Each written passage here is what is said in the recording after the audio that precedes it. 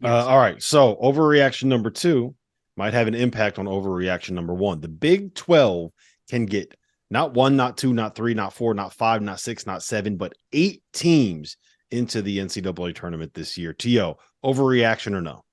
No, that's a proper reaction. And there's so many different teams, so many quality wins. That's the big thing that you look at in terms of this. Look at Baylor. Everybody think, do you guys think Baylor's a tournament team? Do you think Baylor's a tournament team? Yes. They're 0-3 in conference. Yeah, like that's not going to last. Yes. Yeah. You know the last time Scott Drew was 0-3 in Big 12 play? I don't know. 2006, the year that he wasn't allowed to play any non-conference games. Yeah. Yeah. Well, talk about the job that guy's done a little bit later. But they have tournament teams at the bottom of the league right now. The only team that I was apprehensive about is Oklahoma, and they've been much better than a lot of people thought. So that entire league on a night-to-night basis, they're going to beat the heck out of each other. And there's no shame in going, what is it?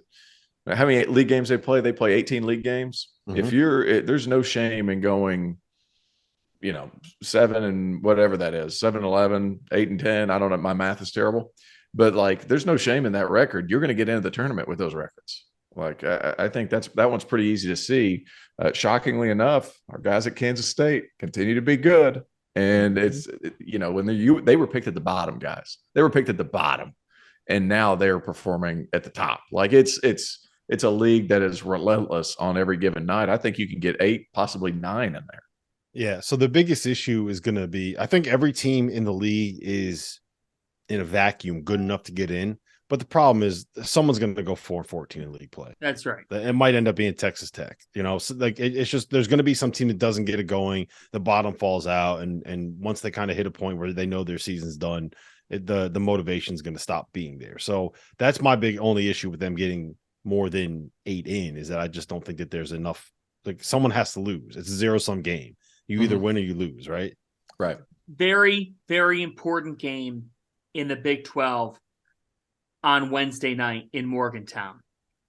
Baylor at West Virginia. I'm starting to get concerned about West Virginia because they were up at Kansas State. They raced out to like a 17-2 lead in that game. They unraveled. And I really like Stevenson and what he does for them. And I think they've got some quality talent, better than they've had. Toussaint was a nice ad for Huggy Bear. But guys, defensively, West Virginia can have lapses. They couldn't guard against Kansas State. They've had trouble guarding as well in other areas. And I'm worried about the Mountaineers here now at 0-3 in conference play. Can they recover? Well, of course they can, but you didn't beat Oklahoma State. You got run by Kansas. That's to be expected. But I'll tell you what, you don't want to be 0-4.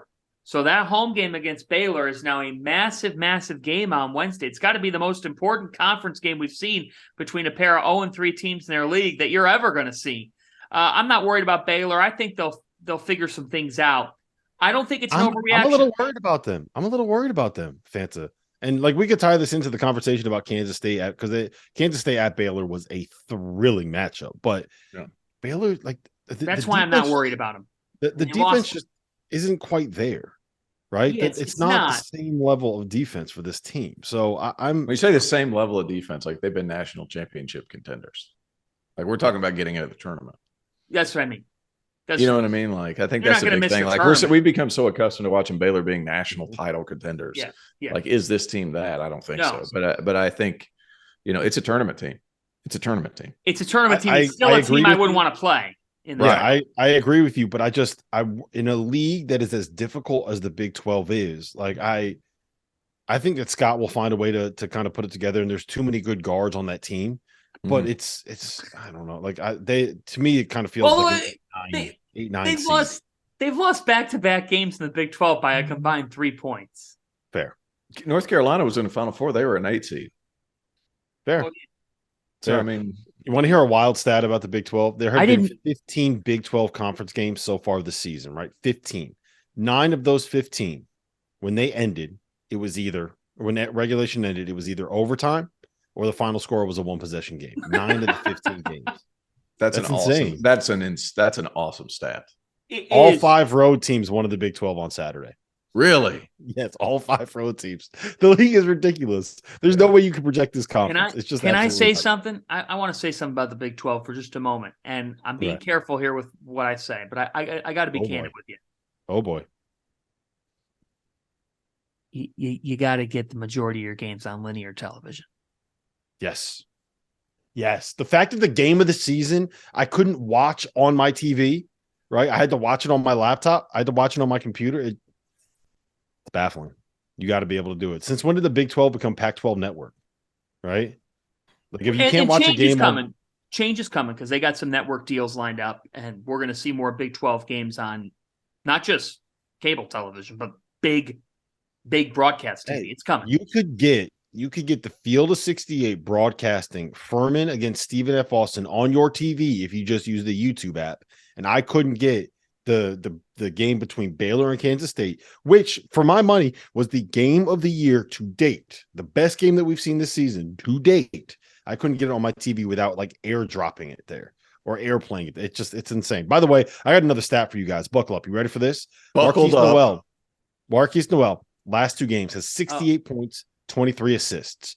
In the last 10 years, there have been 3 players that in a 2-game stretch had 65 points and 20 plus assists. One of them was Marquise Noel. Can you guys guess the other 2? It should be obvious. It should be very obvious. I know the answer to this, but I'm gonna let Fanta. Yeah. Trae Young. Yeah. Trae Young is one of them. And the other one should be obvious. Yes.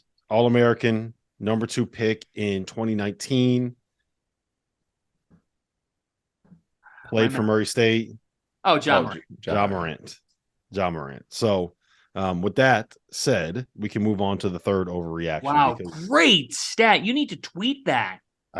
It's been tweeted and mentioned on every Field of 68 thing that I've been on for the last 3 days. So phenomenal.